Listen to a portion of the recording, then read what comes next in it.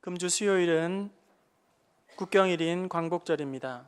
참으로 가슴 아픈 현실이지만 역사이지만 1876년 강화도 조약으로 일본의 간섭을 받기 시작한 대한제국은 1910년도에 이제 국권을 완전히 상실하고 나라가 망하고 말았습니다. 그 이후에 일본의 식민 지배하에서 인간으로서는 도저히 기본권조차도 박탈당하는 그런 상황에서 너무나도 치욕스럽고 또 아픈 고통스러운 그런 나날을 우리나라는 보냈습니다. 강제 노동, 식량을 약탈당하고 고유의 문화와 언어와 그리고 역사와 전통 그리고 성까지도 바꿔야 하는 그런 비참한 현실을 당하게 되었습니다. 1945년 8월 15일 마침내 38년 만에 일제 식민지하에서 해방이 되었습니다. 빼앗긴 주권을 도로 회복하고 찾았으며 일본인에게는 패전일, 종전일로 그렇게 남아 있습니다. 이 광복절은 광복의 기쁨을 다시 한번 재확인하고 또 조국 광복을 위하여 투쟁한 순국 선열들의 그리고 독립운동가들의 피와 눈물과 땀 그리고 희생과 헌신에 대한 고마운 마음을 다시 한번 마음속에 새기는 뜻깊은 그런 날이 되어야 합니다. 우리가 잘 아는 바와 같이 성경에 보면 이스라엘의 유대 민족들도 바벨론의 식민 통치하에 70년의 그런 포로의 생활을 하다가 해방이 되었습니다. 이런 해방은 스스로의 의지라든지 자력으로 해방된 것이 아니라 당시에 근동의 가장 강력한 왕이었던 고레스가 바벨론으로부터 유대 백성들을 해방시켜 주었습니다. 이에 대해서는 역대기와 그리고 느헤미야에 자세히 기록되어 있습니다. 유대 이스라엘 민족의 바벨론으로부터의 이 해방과 그리고 오늘 우리 민족의 해방, 광복의 역사를 서로 교차해서 그렇게 비교를 해본다면 먼저 유사점들을 찾을 수 있는데요. 먼저는 우리 민족의 광복 또한 우리의 스스로의 힘으로 자력으로 광복을 얻은 것이 아니라는 사실입니다. 그리고 또 한 가지 성경에 보면 유대 민족들이 해방을 하게 된 고레스 왕의 뒤에는 배후에는 여호와 하나님께서 역사하심으로 말미암아 이스라엘 민족이 바벨론으로부터 이제 해방이 되었다고 성경은 기록하고 있습니다. 마찬가지 1945년 8월 15일 우리 민족의 광복 역시 우리의 스스로의 힘으로 자력으로 우리의 나라가 해방이 되고 또 자유함을 얻은 것이 아닙니다. 전적으로 또 하나님의 역사하심과 하나님의 섭리하심과 하나님의 도우심으로 말미암아 일제치하의 식민시하에서 우리가 온전히 해방되었는 줄로 믿습니다. 광복, 빛 광자에 회복할 복, 그 본뜻은 빛을 다시 회복한 날이라는 거예요. 빛을 다시 찾은 날이라는 것입니다. 그렇다면 우리 영혼의 광복은 무엇일까요? 영적인 광복은 무엇일까요? 죄로 말미암아 죽었던 우리의 모든 인류가 그리고 죄로 말미암아 죄와 사망의 그런 지배 아래 놓여 있었던 죄와 사망의 종로로 타던 그런 압제 속에서 우리가 모든 인류들이 구원받게 되는 참된 광복, 진짜 광복은 무엇일까요? 그것은 빛 대신 우리 주님을 다시금 찾는 것입니다. 빛 대신 우리 하나님을 다시금 인격적으로 만나는 것입니다. 죄와 사망의 지배로부터 올무로부터 고리에서 이제는 참된 자유함과 해방을 얻는 것, 그것이야말로 우리의 진짜 광복이요 영혼의 광복인 것입니다. 신실하신 그 하나님의 약속을 믿고 신뢰하면서 주님의 인도하심을 받는 것, 그것이 바로 오늘 우리가 경험하는 영적인 광복인 것입니다. 오늘 본문 말씀으로 돌아와서 오늘 본문 말씀은 지난주와 동일한 본문입니다. 가나안은 아무나 들어가는 곳이 아니다 라는 제목으로 지난주에 설교를 했습니다. 어떤 분들은 이 본문이 지난주에 했던 본문인지 그것도 맞나 싶은 분들도 있겠지만 아무튼 2주째 똑같은 본문으로 저는 설교를 하고 있습니다. 하나님께서는 이스라엘 백성들에게 조상 대대로 약속의 땅, 축복의 땅을 주시겠다고 거듭 반복해서 그렇게 말씀해 주셨습니다. 하지만 약속의 땅, 이 축복의 땅은 아무나 들어가는 것이 아닙니다.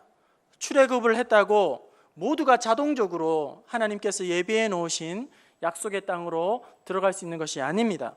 자동적으로 하나님의 나라를 유업으로 받거나 하나님의 나라의 후사가 되는 것이 결코 아니라는 거예요.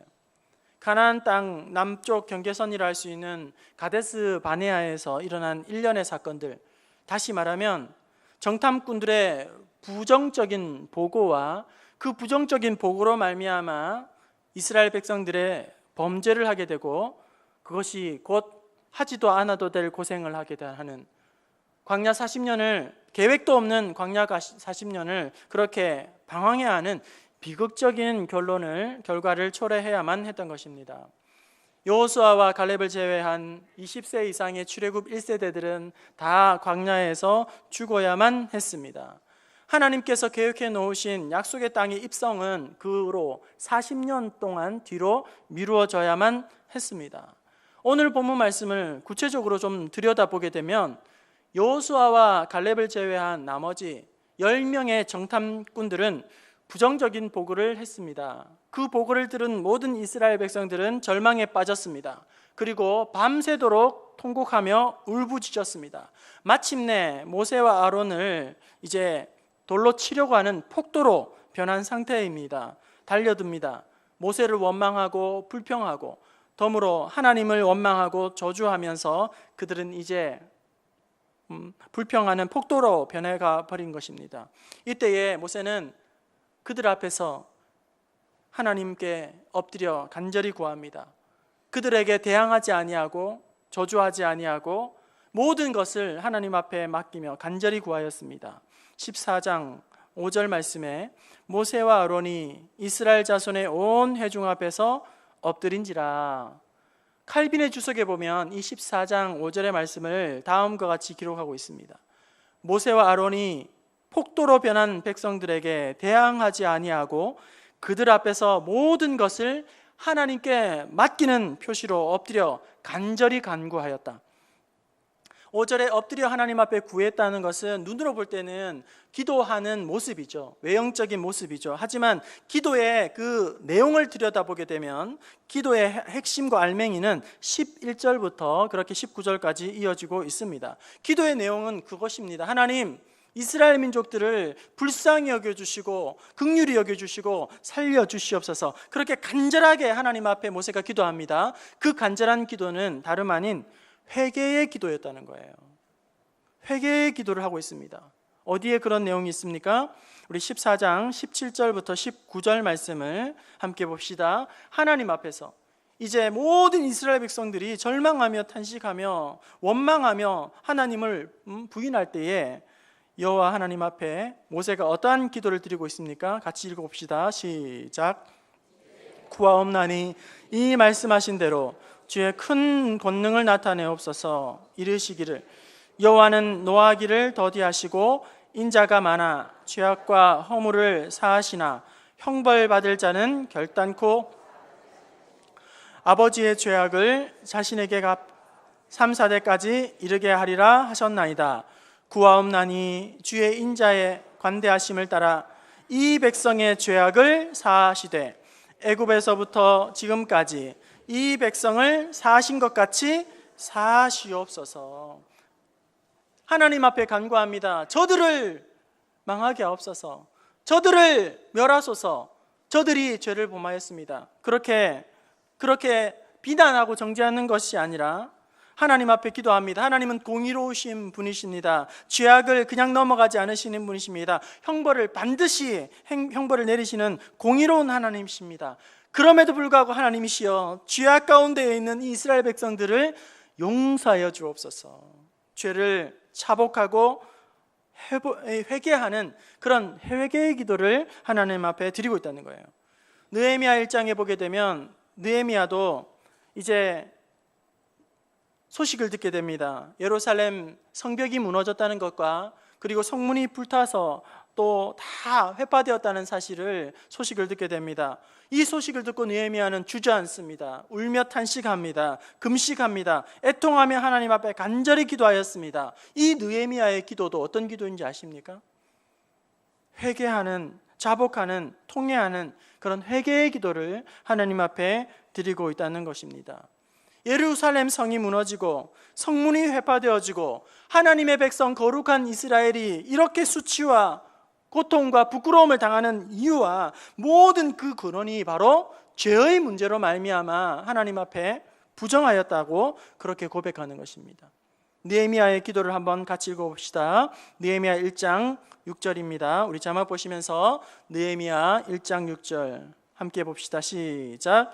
이제 종이 주의 종들인 이스라엘 자손을 위하여 주야로 기도하오며 우리 이스라엘 자손이 주께 범죄한 자복하오니 주는 귀를 기울이시며 눈을 여시사 종의 기도를 들으시옵소서. 나와 내 아버지의 집이 범죄하여 하나님 울며 간구합니다. 저희 기도를 들어주시옵소서. 그 기도가 무엇입니까? 죄를 자복하며 회개하오니 하나님 용서하여 주옵소서. 그러니까 모든 고통과 모든 문제와 모든 아픔의 한가운데에 무엇이 있습니까? 죄의 문제가 있다는 거예요. 하나님과의 앞에서 범죄하고 하나님을 떠나버렸던 그런 죄의 문제로 말미암아 지금 이 같은 수치와 고통을 당하고 있습니다. 하나님, 민족의 죄악을, 아비의 죄악을, 나의 죄악을 용서하여 주시옵소서라고 회개하면서 기도하고 있다는 거예요. 오늘날 교회 안에 이 회개의 기도가 점점 없어지고 있습니다. 교회 안에 문제가 있다면 다 의인밖에 없다는 거예요. 기뻐할 일이죠. 교회 안에 의인밖에 없다는 일은. 하지만 참으로 서글픈 일이 아닐 수 없습니다. 회개하지 않는, 울지 않는, 그리고 참회하지 않는 회개의 기도가 없으면 회복은 없는 것입니다. 느헤미야가 간절히 하나님 앞에 회개하며 애통하며 기도할 때에 하나님은 무너진 성벽을 재건하는 일을 시작해 하십니다. 그리고 온갖 조롱과 방해와 그리고 핍박 가운데에서도 최단기간에 성벽을 재건하는 놀라운 성과를 완수하게 되는 것입니다. 오늘 본문에서 밤새도록 울부짖으며 통곡하며 모세와 아론을 원망하는 이스라엘 백성들, 우리가 애굽에서 죽었으면 더 좋았을 것을, 우리가 광야에서 죽었으면 더 좋았을 것을 어찌하여 우리가 여호와께서 우리를 칼로 죽게 만드는가? 그리고 한 지휘관을 세워서 애굽으로 돌아가자, 애굽으로 돌아가는 것이 더 낫지 않겠느냐? 그렇게 점점 폭도로 변해가는 이스라엘 백성들을 보면서 모세는 하나님 앞에 간절히 엎드려 간구합니다. 죄악을, 허물을 용서하여 주시옵소서. 민족의 긍휼을 허락하여 주옵소서. 살려주시옵소서. 이렇게 모세가 회개하며 엎드려 간구할 때에 하나님은 모세의 회개를 들으시고 임박한 진노를 또 이렇게 돌이켜 주셨습니다. 성도 여러분, 하나님은 간절한 기도를 외면하지 않습니다. 눈물 흘리며 엎드려 간구하는 무리의 기도를 외면하지 않습니다. 미국이라는 나라가 성적으로 타락하고 문란하고 물질적으로 향락적으로 그렇게 온갖 범죄가 심한, 당장이라도 망할 것 같은 그런 나라이지만 망하지 않는 이유는 그 한가운데에서 민족을 끌어안고 안타까운 심령으로 기도하고 있는, 아파하는, 깨어있는 경건하고 신실한 기도의 사람들이 미국에 있기 때문입니다. 오늘 우리나라도 마찬가지입니다. 여러분, 세상을 한번 돌아보세요. 뉴스를 보시고 신문을 한번 보세요. 뭔가 정상이 아닌 것 같은 세상이에요. 뭔가 틀어져도 단단히 잘못되어 있는 그런 세상입니다. 온갖 사상과 가치관들이 갈등을 일으키고 각각 자기가 옳다고 그렇게 이야기를 하고 세대 간에, 이념 간에 엄청난 그런 갈등과 충돌이 있고 온갖 속임수와 술수와 반칙과 불법을 자행하면서도 전혀 부끄러움을 알지 못하는 그러한 이 시대에 한쪽에서는 지나치게 과소비를 하고 있고 또 한쪽에서는 죽겠다, 못 살겠다, 당장 망하겠다 그렇게 아우성을 하고 있는 이 대한민국이 그래도 한국교회가 새벽 시간마다 불을 밝히고 제단을 쌓고 있고 새벽 제단이 무너지지 않기 때문에 기도하는 사람들로 인하여서 이 나라 이 민족을 하나님은 다시금 일으켜 세워주시고 결코 무너지지 아니하고 망하지 않는 하나님께서 쓰임받는 그런 한국이, 이 민족이 되게 하실 줄로 믿습니다. 나날이 약해져가는 이 시대를 바라보고, 그리고 어두워져만 가는 이 나라 이 민족을 향하여서 오늘 이 시대를 바라보며 우리에게 감당해야 할 하나님의 사명이 있습니다. 바로 그것은 기도의 사명입니다. 오늘 저와 여러분에게 주신 사명은 바로 기도하는 것입니다. 여러분, 이 기도의 사명은 바쁘다고 내팽겨치면 안 됩니다. 힘들다고 포기해서는 안 됩니다. 시대가 달라졌다고, 세상이 변화되었다고 기도의 끈을 결코 놓아서는 안 되는 것입니다. 우리가 하나님 앞에 기도할 때에, 우리의 잘못을 참아하고 회개할 때에 하나님은 우리의 가정을, 그리고 우리의 교회를, 이 한국을, 이 민족을 다시금 일으켜 세워주시고 하나님의 영광을 위한 귀한 도구로 다시금 일으켜 세워주실 줄로 믿습니다. 오늘 말씀을 통해서 이 나라와 이 민족에게, 그리고 오늘 우리에게 주시는 하나님의 기대와 요구는 바로 허물과 죄를 직시하라는 것입니다. 모른 척하지 말라는 거예요. 눈 감지 말라는 겁니다. 그것을 보면서 회개하며 하나님 앞에 기도하라는 것입니다. 또 한 가지, 오늘 말씀을 통해서 우리에게 주시는 교훈은 온전한 믿음을 소유하는 사람이 되라는 것입니다. 오늘 본문에는 출애굽 1세들이 실패한 이유에 대해서 우리에게 말씀해 주고 있습니다. 약속의 땅 가나안을 눈앞에 두고 40년 광야의 길을 헤매야만 했던, 그리고 40년 동안 1세대들이 다 죽어야만 했던 그 이유에 대해서 말씀해 주고 있습니다. 무엇이었을까요? 우리 14장 11절 말씀 다시 한번 읽어봅시다. 11절 말씀입니다. 시작. 여호와께서 모세에게 이르시되 이 백성이 어느 때까지 나를 멸시하겠느냐? 내가 그들 중에 많은 이적을 행하였으나 어느 때까지 나를 믿지 않겠느냐? 많은 이적을 행하였음에도 불구하고 어느 때까지 나를 믿지 않겠느냐?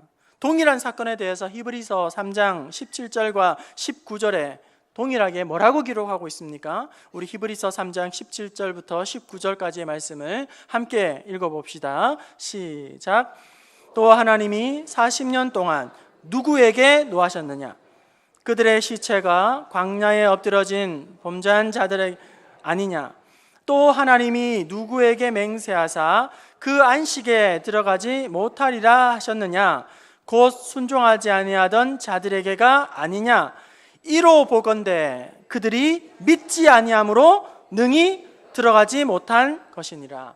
이스라엘 출애굽 1세대들이 가나안 땅에 입성하지 못한 결정적인 이유는, 광야에서 그들이 모두 다 죽어야만 했던 이유는 그들이 믿지 아니함으로 능히 들어가지 못한 것이니라 말씀합니다. 하나님을 믿지 못하기 때문에, 하나님의 약속을 믿지 못하기 때문에, 믿음이 없어서 불신앙 때문에 그들은 약속의 땅, 예비해 놓은 축복의 땅에 그들은 들어가지 못했다는 것입니다.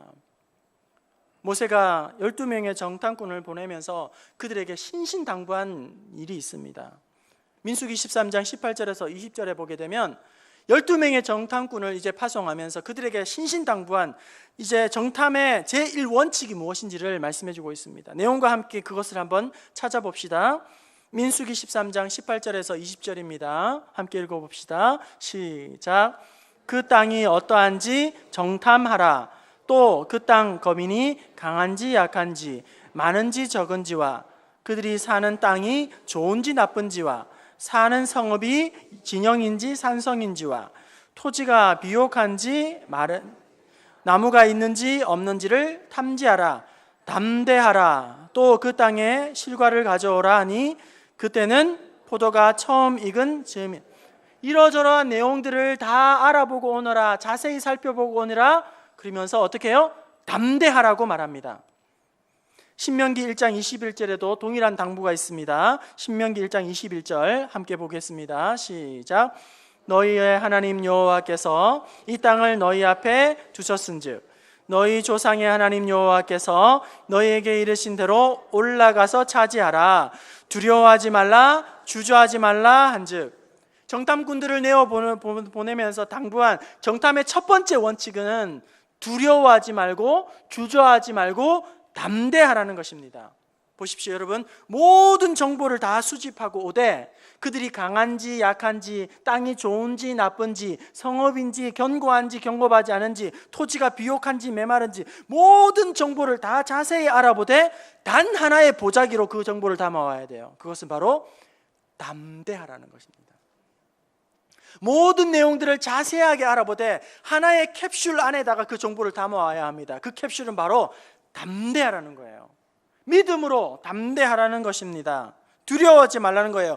다시 말하면 눈앞에 펼쳐져 있는 어떠한 상황과 어떠한 환경 앞에서도 주눅들지 말고 위축되지 말고 모든 것을 하나님께서 우리에게 주셨다 하는 그런 믿음과 용감하게 그 일들을 수행해서 담대하게 그 일들을 알아보고 오라는 거예요. 무슨 일을 하든지 믿음으로 판단하고 무엇을 보든지 믿음으로 확신을 가지고 정탐하고 돌아오라, 이렇게 이야기한 것입니다. 그런데 10명의 정탐꾼은 이 정탐의 첫 번째 원리인 두려워하지 말고 담대해서 이 말 원칙을 잊어버리고 두려움에 사로잡힌 채, 공포에 사로잡힌 채, 겁에 질린 채 부정적인 보고를 하게 되고 그 부정적인 보고를 듣고는 모든 백성들이 울며 불며 극도의 불안감에 사로잡히게 하는 그런 일을 당하게 되었다는 거예요.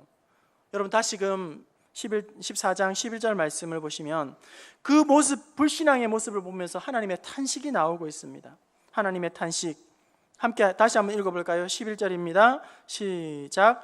여호와께서 모세에게 이르시되 이 백성이 어느 때까지 나를 멸시하겠느냐? 내가 그들 중에 많은 이적을 행하였으나 어느 때까지 나를 믿지 않겠느냐? 보세요, 대꾸합니다. 대꾸 9절이죠. 어느 때까지 나를 멸시하겠느냐? 어느 때까지 나를 믿지 않겠느냐? 보세요, 하나님을 믿지 않는 것, 그것이 바로 하나님을 멸시하는 거라는 거예요. 여러분, 우리가 공개적으로 사회생활하면서 나가가서 하나님을 욕하고 하나님을 비난하고 교회를 욕하고 이렇게 해서 하나님의 영광을 가리고 하나님을 멸시하는 것이 아니라 오늘 말씀에는 믿지 않는 것 자체가 하나님을 멸시하는 거란 말이에요. 믿음 없는 것 자체가 하나님을 멸시하고 하나님을 무시하는 것이란 말이죠. 공개적으로 우리가 입을 열어서 하나님을 비난하고 정죄하고 욕하고 불평하고 이것만 하나님을 멸시하는 것이 아니라 우리의 마음에 믿음이 없는 것 자체가 하나님을 무시하는 거라는 거예요. 그리고 내가 그들 중에 많은 이적을 행하였으나 어느 때까지 나를 믿지 않겠느냐? 여러분, 지금 이스라엘 백성들, 폭도로 변한 이스라엘 백성들에게 필요한 것은 또 다른 이적이 아닙니다. 또 다른 새로운 기적이 아닙니다. 더 많은 이적이 아닙니다. 바위가 터져서 생수가 터져 나오는 것, 만나와 메추라기를 몰아서 보내주시는 것, 구름과 불기둥으로 보호해 주시는 것, 그런 이적이, 더 많은 이적이 필요한 것이 아니라 오직 이스라엘 백성들에게 필요한 것은 하나님만 바라보고 하나님만 의지하는 믿음이 필요하다는 거예요. 그들에게 이적이 부족해서 원망하고 탄식하고 죽음을 자초한 것이 아닙니다. 어느 때까지 나를 믿지 않겠느냐? 그들이 믿음 없음으로 말미암아 믿음이 부족해서 불평하였고 그들이 죽음을 자초하였다는 거예요. 여호수아와 갈렙을 제외한 20세 이상 된 자들이 가나안 땅에 들어가지 못했던 결정적인 이유는 스스로의 약속을 깨버리는 하나님의 변덕 때문이 아니라, 그들이 들어가지 못한 이유는 하나님의 심술 때문이 아니라 그들의 믿음 없음 때문에, 그들의 불신앙 때문에 그들은 가나안 땅으로, 약속의 땅으로 들어가지 못했다는 것입니다. 이에 비해서 여호수아와 갈렙의 믿음을 봅시다. 불신앙이 홍수처럼, 쓰나미처럼 그렇게 백성들을 집어삼키고 있을 때에 그 와중에 여호수아와 갈렙은 믿음의 선포를 하게 됩니다. 이스라엘 백성들이 불신앙이 불같이 일어날 때에 그들은 옷을 찢으며 담대하게 말씀을 선포합니다. 그 땅은 심히 아름다운 땅이라, 그 땅에 두려워하지 말고 들어가자, 올라가자, 그 땅을 취하자, 능히 우리가 그 땅을 정복하고 이기리라. 여호와 하나님께서 그 땅을 우리에게 주시리라. 그들은 우리의 무엇이라? 그들은 우리의, 성경에는 먹이라, 그리고 이전 성경에는 그들은 우리의 밥이라 이렇게 되어 있어요. 여러분, 이 두 사람의 믿음의 선포를 보십시오. 모든 무리가 지금 돌을 들어 치려고, 왜 우리를 죽게 하려고, 망하게 하려고 우리를 이곳에 보냈느냐, 그렇게 부정적인 보고를 하고 원성이 자자한 그때에 이 두 사람은 믿음의 선포를 하게 됩니다. 여러분 생각해 보세요. 지금 한 300 몇 명이 지금 이 자리에 앉아 있는데 모두가 망하게 되었다, 죽게 되었다, 왜 이렇게 했느냐, 불평과 원망과 막 그런 아우성을 할 때에 딴 두 사람이 여기에서 아닙니다, 전쟁에 승리할 수 있습니다, 우리는 이길 수 있습니다, 나갑시다, 정복합시다, 두 사람이 그 이야기를 한다고 생각해 보세요. 어떻게 될까요? 엄청난 위험을 감수하는 거예요. 지금 폭도로 변해버린 이 사람들 앞에서 여호수아와 갈렙이 믿음의 선포, 이 외침은 거의 목숨을 내놓고 하는 외침입니다. 죽음을 각오하는 선포입니다. 왜요? 왜 이렇게 이 여호수아와 갈렙이 이런 무모한 믿음의 선포를 하고 있는 것이죠? 현실 감각이 없는 바보이기 때문입니까? 아니면 모세의 환심을 사기 위한 어떤 그런 아부하는 발언을 하고 있는 것입니까? 아니면 그냥 말만 앞세우는, 좋아하는 그런 말장이기 때문입니까?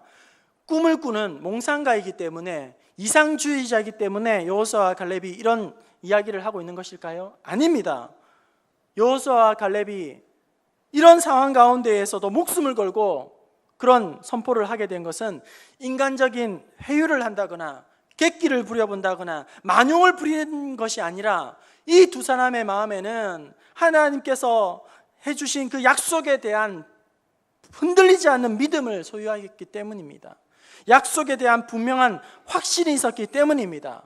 여러분, 이 두 사람에게 이 전쟁은 이미 승리가 확정이 되어 있는 것입니다. 그냥 가서 취하기만 하면 되는 것이에요. 여호수아와 갈렙 앞에서, 믿음 앞에서는 이 가나안 족속들은 그야말로 밥에 불과한 것입니다. 여러분, 저는 밥을 참 좋아합니다. 여러분, 밥은 어때요? 그냥 먹으면 되잖아요, 그죠? 여호수아와 갈렙이 가나안 족속을 보면서 이렇게 이야기하는, 그들은 우리의 쌀이다, 쌀이라고 이야기하지 않고 밥이라고 이야기를 하지 않습니까? 쌀은 씻고 안치고 또 뜸들이고 뭐 이렇게 수고가 되잖아요. 근데 밥은 어떻습니까? 그냥 차려 놓으면 가서 먹으면 그만인 거예요. 그냥 먹으면 되는 거예요. 여호수아와 갈렙에게 있어서 가나안 땅은 아무리 강해도, 아무리 군대가 대단해도, 성읍이 견고하다 할지라도 알고 있었던 거예요. 이 싸움은 칼과 군대의 싸움이 아니라는 사실을.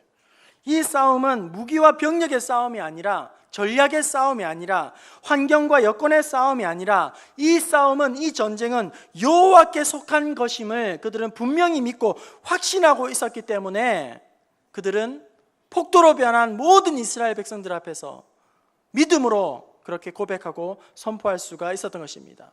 그래서 14장 8절에 여호와께서 우리를 기뻐하시면 그 땅을 우리에게 주시리라. 여러분, 오늘 우리 앞에 태산과 같은 문제가 있다 할지라도 오늘 우리가 여호와 하나님의 기쁨이 될 수만 있다면 그 태산이 변하여 평지가 되게 하실 줄로 믿습니다.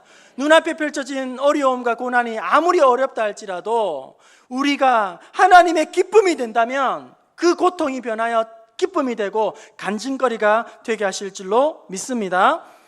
과연 무엇이 이 10명의 정탐꾼과 그리고 여호수아와 갈렙, 이 두 사람의 판단과 경험을 이렇게 차이를 나타내었을까요?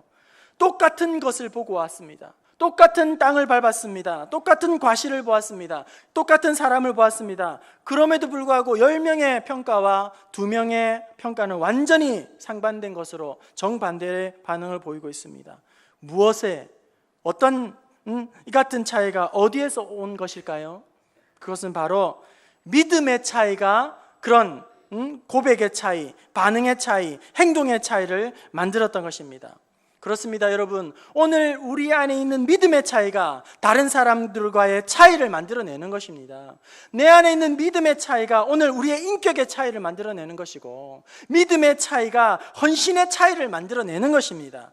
내 안에 있는 믿음의 차이가 오늘 우리의 삶의 질을 가르게 되는 것이고, 하나님 앞에서 은혜를 받는 그 축복의 차이를 만들어내놓는 것입니다. 이 믿음의 차이가 오늘 우리의 생각의 차이를 만들고, 말의 차이를 만들고 행동의 차이를 만들고 내 안에 있는 믿음의 차이가 오늘 우리의 가정을 바꾸어 놓고 우리의 교회를 바꾸어 놓고 이 세상을 바꾸어 놓을 줄로 믿습니다. 가나안 족속들은 여호수아와 갈렙의 믿음 앞에서 결국은 그들의 믿음의 선포대로 밥이 되었습니다. 히브리서 11장 1절 실로 믿음은 바라는 것의 실상이요 믿음은 보지 못하는 것의 증거니라. 믿음은 결국 성취되게 되어 있습니다. 믿음은 바라는 것의 실상으로 오기 마련입니다. 믿음이 있는 사람들에게 하나님은 증거를 보여주실 줄로 믿습니다. 현재 세계에서 유일한 분단 국가는 우리나라입니다. 대한민국입니다. 최근 들어서 한반도에 급속한 평화의 분위기가, 통일의 분위기가 조성되고 있습니다. 하지만 마냥 우리가 기뻐만 하고 낙관적으로만 생각해 볼 문제는 아닙니다. 지금이야말로 오늘 우리나라를 지키시고 세우시고 보호해 주신 하나님 앞에 깨어서 우리가 더욱 기도해야 할 때인 줄로 믿습니다. 1886년 7월 5일 미국의 헐버트 박사가 조선에 입국하였습니다. 그리고 얼마 지나지 않아서 조선은 일본에 망했습니다. 당시에 망해버린 이 조국을 보면서 조선인들조차도 분노하며 저주하며 낭망하며 좌절하였습니다. 그러나 헐버트 박사는 조선의 독립과 발전을 위하여 초인적인 노력을 하였습니다. 그는 1906년에 The Passing of Korea, 대한제국의 멸망사에 대한 책을 쓰면서 서문에 이렇게 기록하였습니다. 조선인들은 현재 세계를 지배하고 있는 앵글로색슨족과 닮아 있다. 조선족들은 이 세상에서 이상과 현실을 조화시킬 수 있는 유일한 민족이며 틀림없이 세상의 역사를 바꾸어 놓을 것이다. 그리고 대한제국 멸망사의 책 결론부에 이렇게 썼습니다. 지구상에서 미국으로부터 적극적이고 참다운 도움을 받을 만한 민족이 있다면 그것은 한국이며 미국이 투자할 수 있는 자본 중에서 더 크고 확실하고 유익한 결실을 맺을 수 있는 곳은 이 세상에 한국밖에 없다. 이렇게 기록하였습니다. 헐버트 박사, 나라를 빼앗긴 절망적인 이 조선 땅에 희망을 노래했습니다. 그렇게 희망을 기록하며 기대를 기록하였습니다. 위대한 성각자 헐버트 밑에서 이승만, 조만식, 안창호, 이승훈, 김구, 주시경 위대한 지도자들이 배출되었습니다.